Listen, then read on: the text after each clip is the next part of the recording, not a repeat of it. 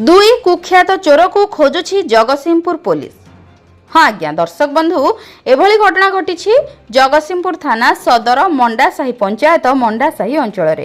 BJD Baahubali नेता छत्रछाया रही दिनकू दिन गोटे पर गोटे अपराध घटाई अंचल भयभीत करुवा अन्यपटे बीजेडी दलर बाहुबली नेता भूल मगाई केस को रफादफा करुवा बेले एथर फसाई एक ट्रैक्टर चोरी केस रे। हाँ आज्ञा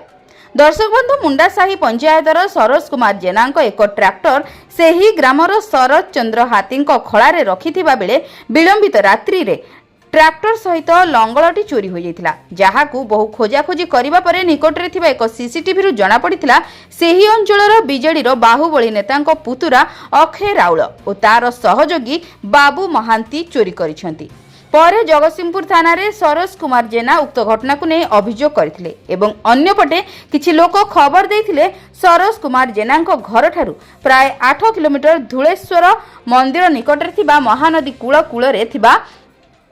निकांचन जंगल रे ट्रैक्टर टी अछि हेले लंगल नाही, जहाकू नहीं घटनास्थल रे पहुंची ट्रैक्टर टी उद्धार करथिले। परे सरोज कुमार जेना मोबाइल को शरद चंद्र हाथी फोन आसीथिला बीजेडी बाहुबली नेता और अक्षय राउल फोन करिसेंती लंगलटी फेराई देबे थानारू केस रफादफा करबाकू, हेले सरोज केस न हटाई आसामी माननकू धरिबाकू दाबी करिसेंती। कारण ए सेही अक्षय राउल जे कि विगत बीजेडी सरकार समय रे सरोज घरे पसी आक्रमण करिथिबा और किछि दिन तले स्थानीय धान मंडी रे मिलर को आक्रमण करिथिबा और पंचायत रे बीजेडी बाहुबली नेता छत्रछाया तले रही गोटे परे गोटे घटना घटाई चलिथिबा बेले थाना को अभियोग न जाई पंचायत रे बाहुबली नेता पुतुरा होइथिबारु समाधान करबाकू ग्रामवासी बाध्य होइथिले।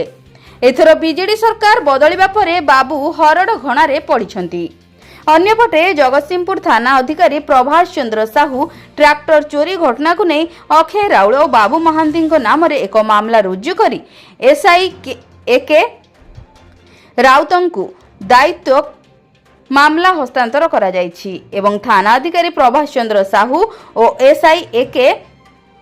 राउत एवं जगतसिंहपुर पुलिस घटनार तदंत करने सहित आसामी माननकू धरिबाकू विभिन्न स्थान रे चढ़ाऊ जारी रखिछंती एवं खूब शीघ्र अपराधी माननकू धरा जिवो बोली थाना अधिकारी सूचना प्रदान कर देइछंती। तेबे देखिबार अछि एथर बाहुबली नेतांको बीजेडी चाल एठी अपराधी को केते बंचाई पारुछि कि नाही। पुलिस केबे अपराधी माननकू गिरफ करी कड़ा कार्यानुष्ठान नै जेल हाजत को पठाउछंती ओ ताहा देखिबाकू बाकी रहिला। जगतसिंहपुर जिल्लारू संतोष मल्लଙ୍କ रिपोर्ट, जन अधिकार लाइव।